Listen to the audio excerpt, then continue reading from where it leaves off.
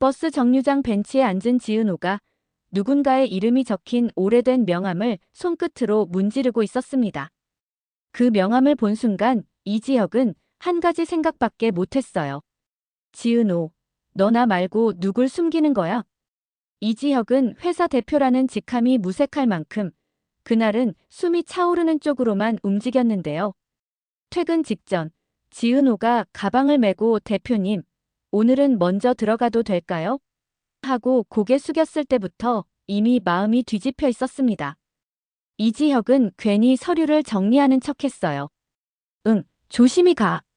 목소리는 태연한데 손끝이 종이를 찢을 것처럼 굳어 있었죠. 지은호는 엘리베이터를 타고 내려갔고 이지혁은 딱 10걸음만 늦게 계단으로 따라붙었습니다. 자기가 이런 사람인지 이지혁 자신도 처음 알았어요. 차분하고 냉정하다는 말로 살아왔는데 지은호 앞에서는 그런 가면이 잘 벗겨지더라고요. 건물 밖으로 나간 지은호는 버스 정류장 쪽으로 걸어갔습니다. 평소엔 택시를 타는 날도 많았는데 이상하게 요 며칠은 꼭 그 정류장으로 향했어요. 이지혁은 모퉁이 뒤에 섰습니다. 딱 한 번만 얼굴 확인하고 끝내자. 그렇게 마음먹었는데요. 잠시 후 작은 체구의 중년 남자가 정류장 쪽으로 다가왔습니다. 깔끔하게 다려진 코트도 아니고 넥타이도 없고 그냥 평범한 점퍼 차림. 그런데 지은호의 표정이 달라졌어요. 회사에서 늘 밝게 웃는 얼굴과는 또 다른 안심한 얼굴이었습니다. 이지혁은 그 미소가 마음에 걸렸습니다. 자기 앞에서는 그렇게 편하게 웃어준 적이 많지 않았거든요. 둘은 나란히 앉아 이야기를 나눴습니다. 지은호는 고개를 끄덕이고 손으로 뭔가를 설명하고 가끔은 웃다가 잠깐 눈이 젖기도 했어요. 이지혁은 그 장면을 보면서 이유 모를 화가 치밀었습니다. 내가 모르는 내 하루가 저 사람으로 채워져 있었던 거야? 이지혁은 조금 더 가까이 다가갔습니다. 그때 누군가가 그의 어깨를 툭 치더라고요. 야, 이지혁. 여기서 뭐 하냐? 돌아보니 이상철이었습니다. 이지혁의 아버지, 이상철. 퇴직한 뒤에도 자세가 반듯한 사람이죠. 이상철은 빙긋 웃고 있었는데 그 웃음이 더 무서웠습니다. 아버지, 여기 웬일이세요? 내가 웬일이긴. 너야말로 웬일이냐? 나무 뒤에 숨을 나이가 아직 남았어. 이지혁은 얼굴이 뜨거워졌습니다. 이상철은 이지혁이 바라보던 방향을 따라 시선을 옮겼어요. 버스 정류장에는 지은호만 덩그러니 앉아 있었습니다. 방금까지 옆에 있던 중년 남자는 어디에도 없었죠. 이지혁은 눈을 크게 떴습니다. 아버지, 방금 뭐? 아저씨? 남자친구? 아니면 중년의 수상한 남자? 이상철이 일부러 말끝을 느렸고 이지혁은 더 미칠 것 같았습니다. 그런데 이상철이 툭 던진 한마디가 이지혁의 심장을 탁 때렸어요. 그 아저씨 나다. 이지혁은 순간 말이 안 나왔습니다. 입안이 텁텁해져서 침을 삼키는 것도 힘들었어요. 아버지가 지은호 씨를요? 그래. 내가 요즘 가끔 만나서 얘기 좀 한다. 그러면 내가 왜 숨어서 지은호 씨를 쳐다보고 있었냐? 이상철은 웃고 있었는데요. 그 웃음 속에는 묘하게 진지함이 섞여 있었습니다. 이지혁은 결국 한숨을 쉬었습니다. 저도 제가 왜 이러는지 모르겠어요. 모르면 배우면 되지. 이상철이 턱을 들어 올렸습니다. 따라와. 얘기나 하자. 근처 공원 벤치에 앉았을 때 이상철이 먼저 말을 꺼냈습니다. 지은호 씨를 처음 만난 건 내가 알던 곳이 아니야. 버스 정류장에서 내가 먼저 말을 걸었지. 아버지가요? 응. 솔직히 말하면 나 요즘 좀 겁났거든. 이상철이 퇴직 후 겪는 공허함을 꺼내놓는 순간 이지혁의 가슴이 찌르르 했어요. 이상철은 늘 가족을 위해 버텨온 사람입니다. 그런데 세상이 바뀌고 정년이라는 단어 하나로 사람을 한순간에 밀어내더라고요. 내가 예전엔 열심히 하면 된다고 믿었어. 그런데 요즘은 열심히만으로 안 되는 게 있더라. 이상철의 목소리가 낮아졌습니다. 그때 지은호 씨를 만났지. 내가 우두커니 서 있었는데 그 애가 먼저 인사하더라. 아저씨, 날씨가 춥죠? 괜찮으세요? 이지혁은 놀랐습니다. 지은호 다운 말이었거든요. 이상철은 웃으며 고개를 끄덕였습니다. 처음엔 그냥 인사만 했어. 그런데 이상하게 자꾸 마주치더라. 그러다 내가 속이 답답해서 한마디 흘렸지. 요즘 일자리 찾는 게 쉽지 않다고. 지은호 씨가 뭐라고 했어요? 이렇게 말하더라. 아저씨, 세상이 변했으면 아저씨도 변하면 돼요. 늦었다고 생각할 때가 사실 제일 빠를 때예요. 이상철은 그 말을 떠올리는 것만으로도 힘이 나는 얼굴이었습니다. 이지혁은 속으로 울컥했어요. 지은호는 누구에게나 그렇게 따뜻했습니다. 그리고 그 따뜻함을 이지혁은 받아놓고도 자꾸 더 욕심내는 거였습니다. 이상철은 잠시 숨을 고르더니 이번엔 더 낮은 목소리로 말했습니다. 그리고 지은호 씨가 자기 얘기도 했어. 이지혁이 고개를 들었습니다. 자기 얘기요? 어릴 때 부모님을 잃고 시설에서 지냈다가 입양됐다고 하더라. 밝게 웃는데 그 웃음 뒤에 있는 외로움이 느껴졌어. 이지혁은 마음이 먹먹해졌습니다. 지은호가 자기 과거를 그렇게 쉽게 꺼낼 사람은 아니거든요. 그런데 아버지 앞에서는 턱을 내려놓았다는 거죠. 이지혁은 괜히 질투가 더 아팠습니다. 아버지는 지은호 씨가 마음에 드세요? 드니까 내가 만나지. 착하고 강하고 그리고 너한테도 어울려. 이지혁은 숨이 멎을 뻔했습니다. 그래. 아직도 아니라고 할 거냐? 이상철이 웃었습니다. 얼굴에 다 써있는데. 그날 밤 이지혁은 집에 돌아와서도 잠을 못 잤습니다. 이상철의 말이 계속 머리를 때렸거든요. 당당하게 다가가라. 그런데 당당하게 다가가면 지은호가 뭐라고 할까? 웃을까? 피할까? 아니면 더 멀어질까? 다음 날 아침, 이지혁은 평소보다 일찍 사무실에 도착했습니다. 회의 자료를 정리하는 척하면서 지은호 책상 위에 조용히 커피를 올려놨어요. 메모 한 장도 올렸습니다. 좋은 아침이에요. 오늘도 무리하지 말고요. 이지혁. 지은호가 출근해 커피를 발견했을 때 눈이 반짝였습니다. 대표님이요? 지은호는 조심스럽게 한 모금 마시고는 웃으며 말했다. 쓴데 이상하게 기분 좋네요. 그 말을 듣는 순간 이지혁은 심장이 쿵 내려앉았습니다. 지은호, 너는 왜 이렇게 사람을 흔드니? 그런데 그날 오후 지은호는 또 일찍 퇴근 준비를 했어요. 대표님, TF 미팅은 자료 다 정리해놨어요. 저는 오늘은 먼저 가도 될까요? 이지혁은 웃는 척했습니다. 그래. 조심히 가. 지은호가 나가자 이지혁은 서류를 탁 내려놓았습니다. 오늘은 따라가지 말자. 그렇게 다짐했는데 결국 몸이 움직였어요. 그때 전화가 울렸습니다. 발신자 박성재.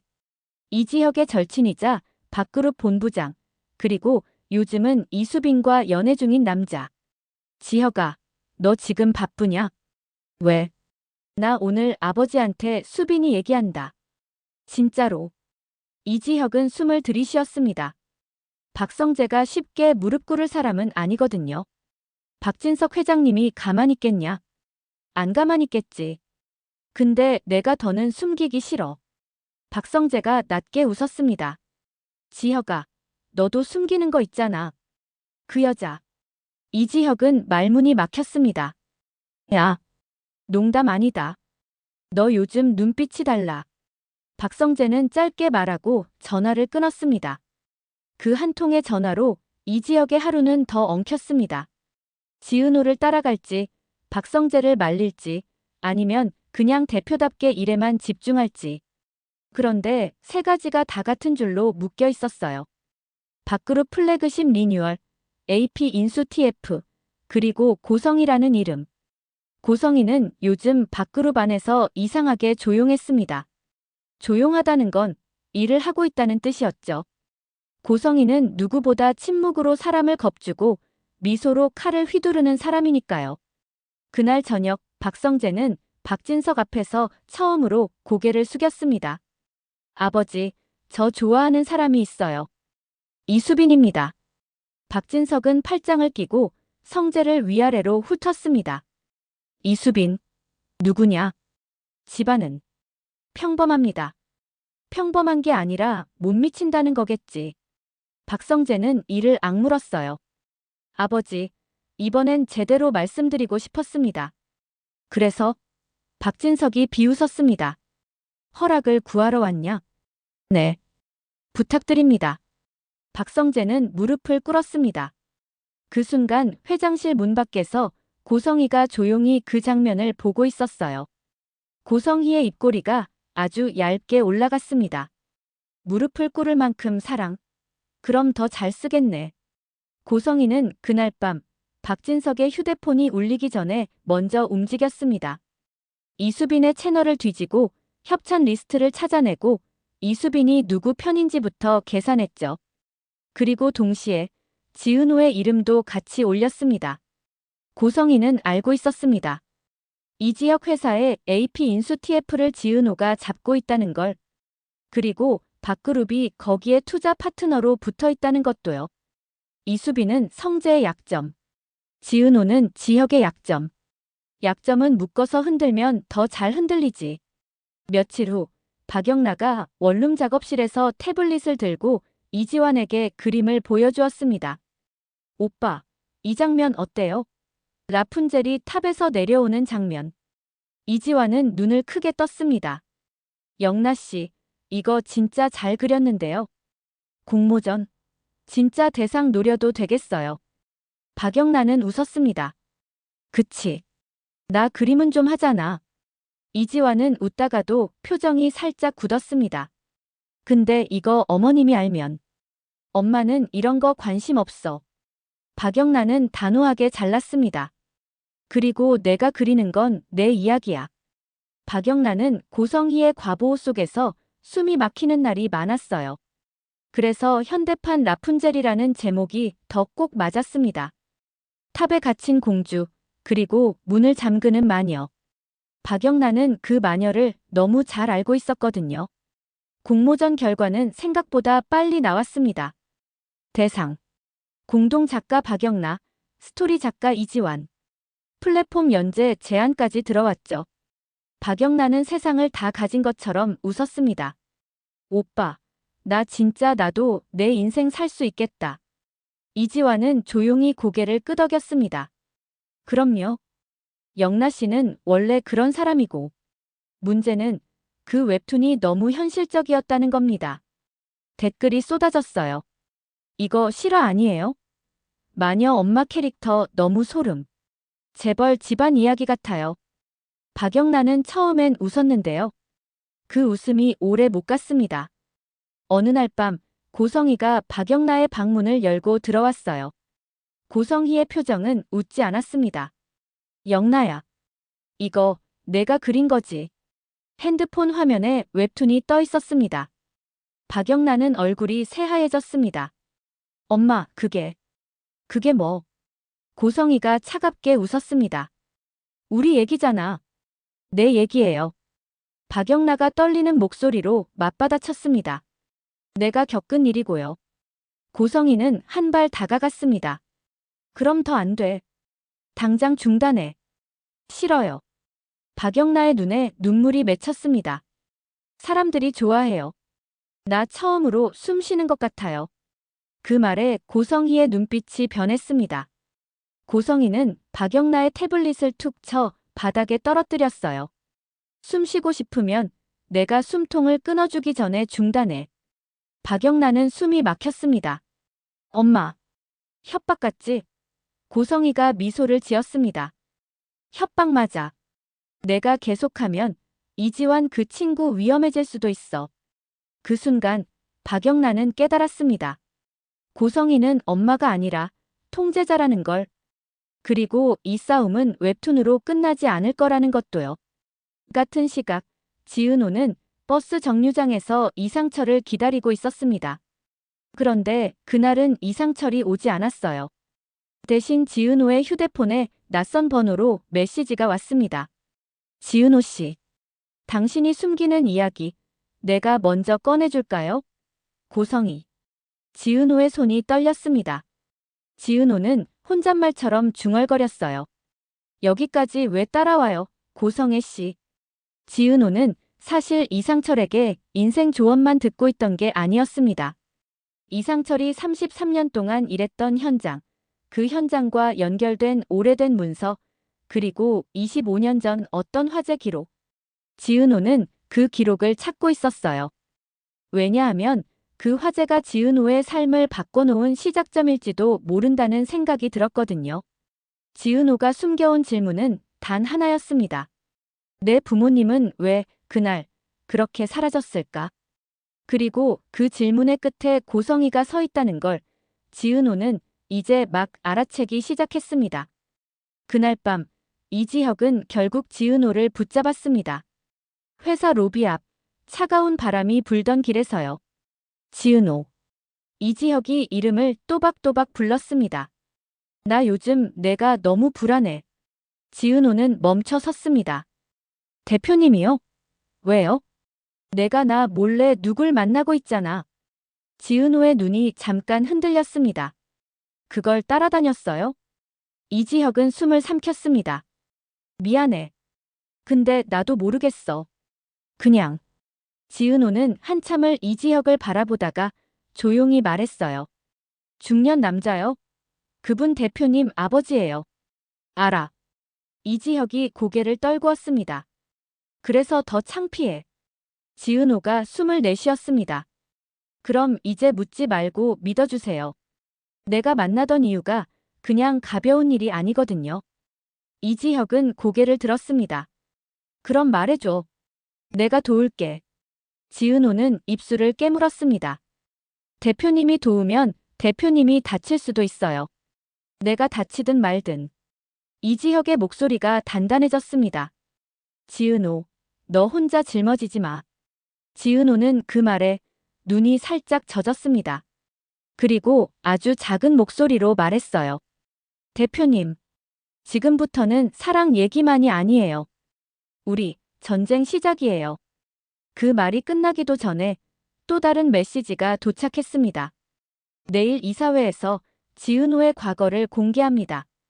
기대하세요. 고성희. 다음 날 아침 집안부터 먼저 흔들렸습니다. 김다정이 밥상을 차리면서 이상철을 쳐다봤거든요. 김다정은 늘 부드럽게 말하지만 한 번 물으면 끝까지 듣는 사람이에요. 여보, 어제 지혁이랑 공원 갔다면서요. 이상철은 국을 휘젓다가 아무렇지 않은 척 웃었습니다. 응. 얘가 요즘 좀 심란해 보여서. 심란한 건 알겠는데. 김다정은 젓가락을 내려놓고 말했어요. 당신 요즘 버스 정류장 자주 나가잖아요. 그 아이 지은호 맞죠? 이상철이 살짝 멈칫했습니다. 김다정은 이미 다 알고 있다는 눈빛이었어요. 여보, 나 모르는 척 못해요. 지혁이 표정이 확 달라졌잖아. 그리고 당신도 말이야. 그 아이 얘기할 때마다 눈이 풀리더라. 이상철은 어색하게 웃었습니다. 그냥 착한 애라서. 착한 애면 더 조심해야죠. 김다정이 낮게 말했습니다. 지혁이 마음이 그만큼 깊어지면 누군가는 그걸 이용해요. 특히 그 집안. 김다정이 말한 그 집안은 밥그룹이었습니다. 정확히는 고성희였죠. 김다정은 교사 생활 오래 했던 사람답게 사람 눈빛을 잘 읽었습니다. 저런 사람은 사랑을 무기로 만든다는 걸요. 그 시각 회사에서는 AP 인수 TF 회의가 시작되고 있었습니다. 이지혁, 지은호, 그리고 투자 파트너로 참석한 박성재.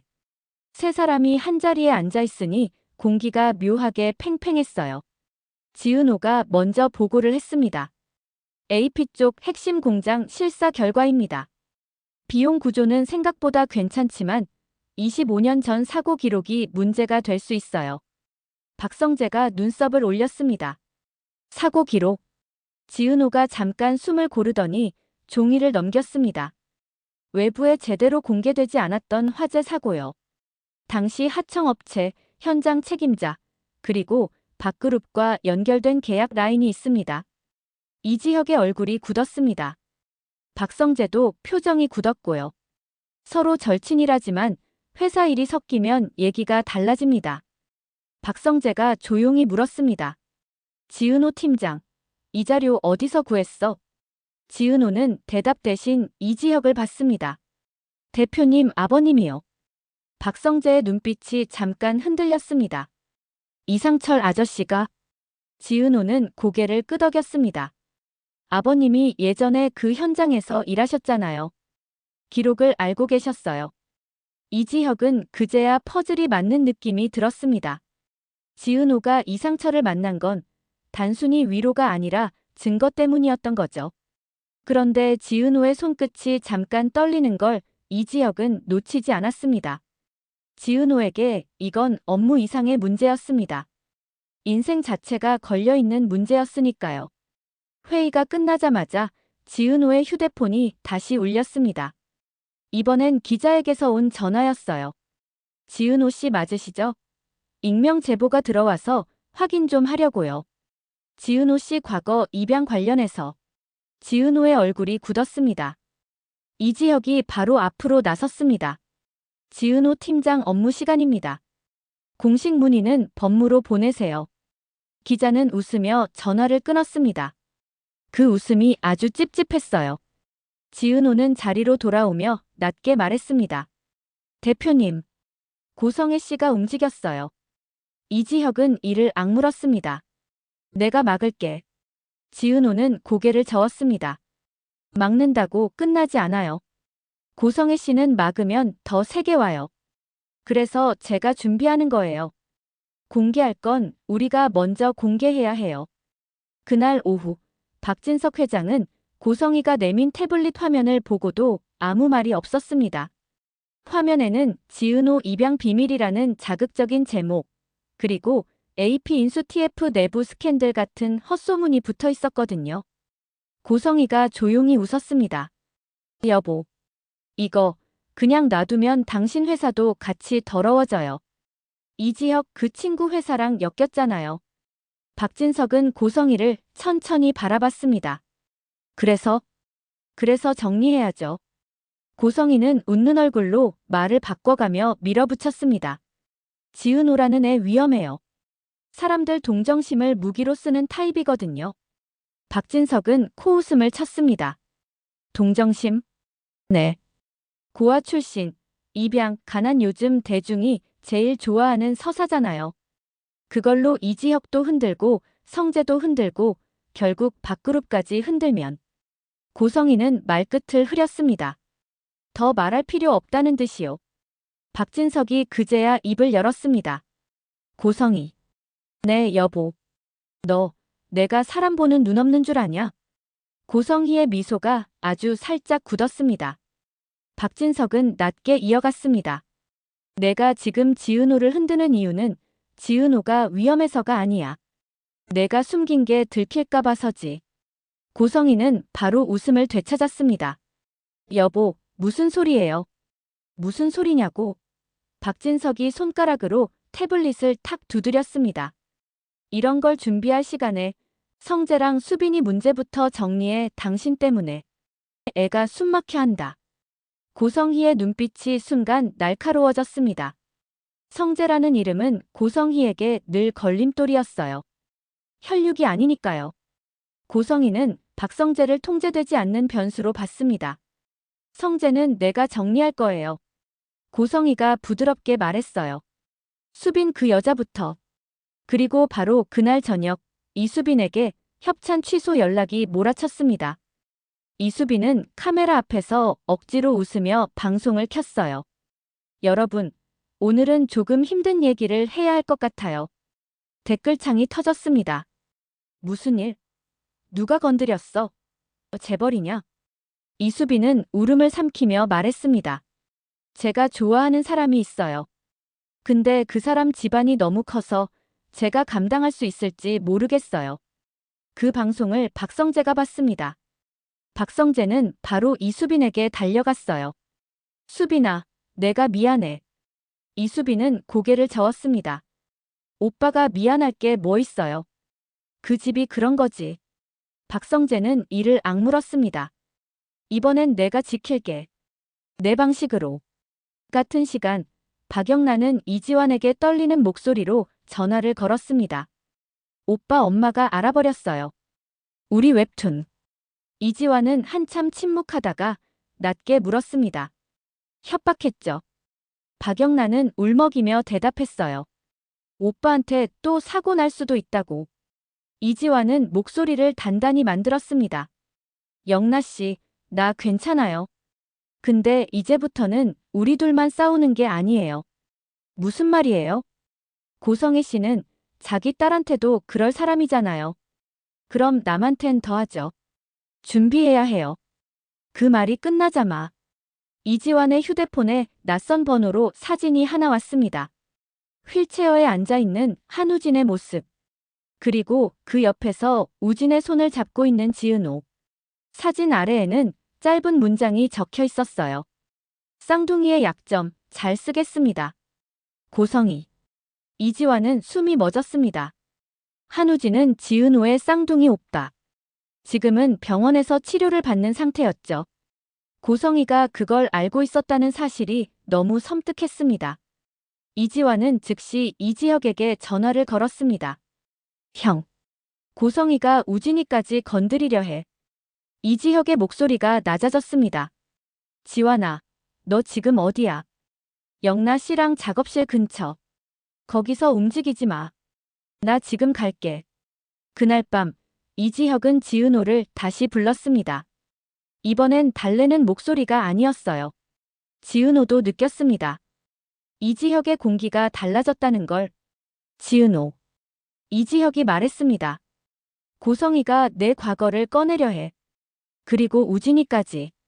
지은호의 얼굴이 새하얘졌습니다. 어떻게? 지환이가 연락했어.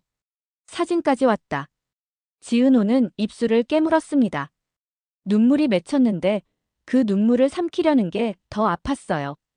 그럼 우리가 먼저 해야겠네요. 뭘? 지은호는 고개를 들었습니다. 제가 입양된 이야기요. 제가 숨겨왔던 이야기요. 그걸 우리가 먼저 말해야 해요. 고성의 씨 입으로 나오면 그건 흉기가 되거든요. 이지혁은 지은호의 손을 잡았습니다.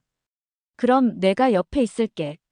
지은호는 잠깐 눈을 감았다가 아주 조용히 웃었습니다. 대표님, 이제야 대표님이 제 편 같아요. 처음부터 내 편이었어. 이지혁이 낮게 말했어요. 내가 멍청해서 내가 혼자 버티게 한 거지. 그때 또 메시지가 왔습니다. 이번엔 이사회 좌석 배치표 사진이었어요. 지은호 이름 옆에 굵은 빨간 동그라미가 쳐져 있었습니다. 내일 너를 무대 한가운데 세워줄게. 고성희. 지은호는 핸드폰을 내려놓고 이지혁을 바라봤습니다. 대표님. 내일 제가 먼저 말할게요. 근데 대표님도 준비하셔야 해요. 뭘 준비해? 지은호는 한숨처럼 말했습니다. 대표님 아버님이요. 아버님이 가지고 계신 그 화재 기록 고성희 씨가 뺏으려고 할 거예요. 그리고 그 기록이 열리는 순간 대표님 집도 안전하지 않을 거예요. 이지혁은 고개를 끄덕였습니다. 이상철이 떠올랐고 김다정이 떠올랐고 조옥래 할머니가 떠올랐습니다. 가족은 늘 지키고 싶어서 지키는 게 아니라 지키지 않으면 무너져서 지키는 거였어요. 지은호는 마지막으로 입술을 깨물었습니다. 대표님, 나 무섭긴 해요. 근데 더 무서운 건 이번에도 아무 말 못하고 뺏기는 거예요. 이지혁이 단단히 말했습니다. 뺏기지 마. 이번엔 우리가 뺏어오자. 그리고 그 밤 고성희는 호텔 스위트룸에서 누군가와 통화하고 있었습니다. 내일 지은호가 입을 열 거예요. 고성희가 부드럽게 웃었습니다. 그 순간 준비한 영상 틀어주세요. 박영나도 이수빈도 한우진도 한 번에 묶어서. 전화 너머 남자가 낮게 대답했습니다. 확실합니까? 확실하죠. 고성희가 천천히 말을 이었습니다. 사람은 사랑으로 흔들릴 때 제일 쉽게 무너져요. 그리고 그 사랑은 내가 제일 잘 망가뜨리거든요. 그 말과 함께 고성희의 눈빛이 어둡게 빛났습니다. 내일 이사회는 단순한 회의가 아니라 누군가의 인생을 공개 처형하는 무대가 될지도 몰랐어요. 그리고 그 무대 한가운데에 지은호가 서게 됩니다.